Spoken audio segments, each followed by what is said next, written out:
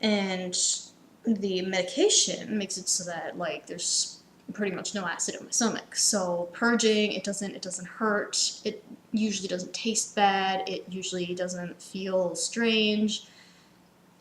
It's just, it goes in one way and it comes out the other. And it really feels as simple and as basic as that. It doesn't feel like this, oh my god, awful thing, you're gonna die if you throw up the next time, and like, no, I mean, it's not gonna happen. I mean, people die of bulimia from, well, numerous things. I mean, you can have rips in the esophagus or the stomach, but I think you'd feel that. Um, I mean, I've been binging and purging for like, oh, the cat is at the camera, sorry.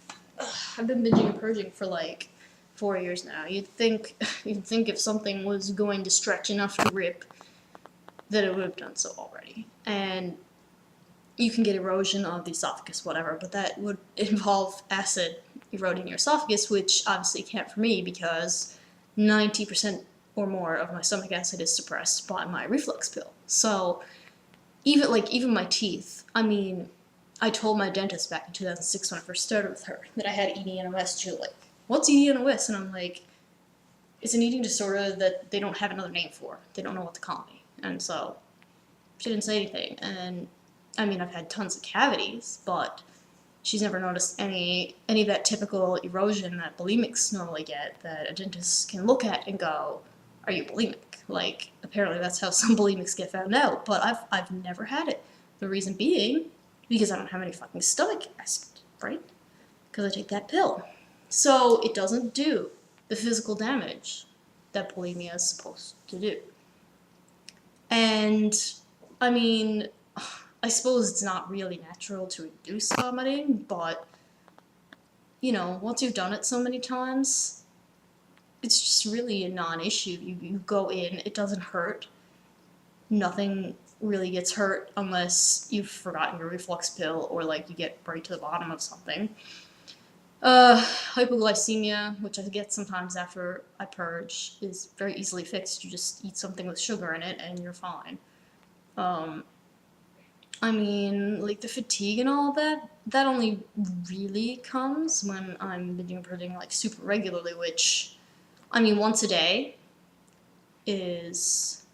I don't even binge and purge once a day, always. Sometimes I skip days, sometimes I skip more than one day. It's unusual for me to do it more than once a day lately. I can't say I haven't been restricting at all lately, but my weight is nowhere near what it was when I lost weight again. When I got down to like, what was it, 101 pounds or some shit. I don't know. I think I'm like 115, 116. I haven't even weighed myself in a couple weeks. Like, honestly, on the ED front, it could be a lot worse. It could be a lot worse. I feel like I'm a lot less obsessed. I feel like bulimia gives me a little bit of leeway. I don't have to worry. I don't have to have that anxiety about food so much, because if I come home and I really, really, really, really, really, really, really want to binge, and I really like it would feel more hurtful to try and stop the urge than just to do it. I can just do it and get it over with, and it's done. And it goes away, and no problem, right? It doesn't hurt me. It doesn't do anything to me, really. I've never had a medical issue because of the eating disorder, even when I was restricted. I've never had, like, my blood work has never been bad. I've never had to go to the medical hospital for any eating disorder reason. It's just, I feel like I could be doing a lot worse. And I don't feel like that's just me justifying the eating disorder. I feel like, I'm making the best out of a situation that is just, it might not be able to be fully fixed. And like I said, in order for it to actually go away, there would have to be that period of months or maybe years where I'd be doing very badly. I could possibly be in and out of hospital. I could possibly end up dead.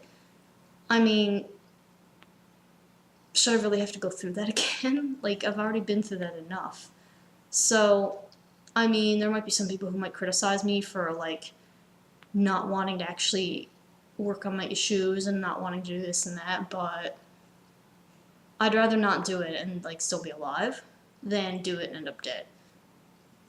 I mean, it's a no-brainer, really. If you had to step into a pit of acid to cross to the beautiful green meadow or just stay on your little dirt road, what are you gonna do? You're not gonna, like, let your body dissolve trying to get to the beautiful green meadow. You're gonna stay in your little dirt road despite the fact that the beautiful green meadow looks so beautiful. It's all green and it smells so pretty, you know. No. I mean, the dirt road is livable. It's not the best, but, you know, I really doubt that life meets all these idealistic dreams and visions that so many people who have always been happy have, you know. I don't know, optimists, people who somehow can brainwash themselves into not seeing the bad side of life. Sorry, the cat. I don't know. I don't know how they can, like, believe that life is so positive and wonderful, and, like, I mean, there's so much bad shit in life. Cat. Fuck's sake, sorry. He's just wild. Anyway, I just, you know, I'm like, I really don't know, like, how people can be all, you know, just, you can do anything if you put your mind to it, and I'm not explaining myself very well. I'm really sorry. This video must be an eternity long. I should just shut up. I'm gonna expand this in some other video. I really feel like this is unfinished, but anyway. I'm sure there's gonna be somebody who comments on the last part of this and tries to, like, debate my philosophy and all this shit. Honestly, don't, like, I mean, I don't want to say don't bother, but, like, really, at this point, I'm pretty set in my ways, because this is the way that my head has to work in order for me to be alive. And that is just the basic, mundane fact. It has nothing to do with quality of life. It has nothing to do with, you know, I'm achieving some intellectual dream, or I'm living the best life I can possibly live. Like, it's not even about that. I'm not even aiming for that anymore. All my ideals, all my dreams, whatever, that's all a bunch of bullshit. It really is. And I'm not just saying that to be bitter. I'm saying it because it's just reality, you know. Life is nothing like I used to think it was, even 5 years ago.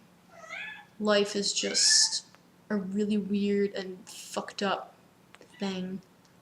And, you know, I think it's, honestly, I think it's an achievement just to be alive, because if I let myself think, and I let myself really dive into all the horrible things all my horrible philosophies and all the things I don't want to feel, then I would want to be dead, and I don't know. I don't like living in that headspace, and my suicide attempts never seem to work because I always rat myself out or some shit. And people seem to want me alive, so I don't know. I guess it's better to try and be alive. Anyway, I'm gonna stop this now. A good friend of mine just came online and I wish to talk to her. So, anyway, I'll probably just split this in two, but whatever.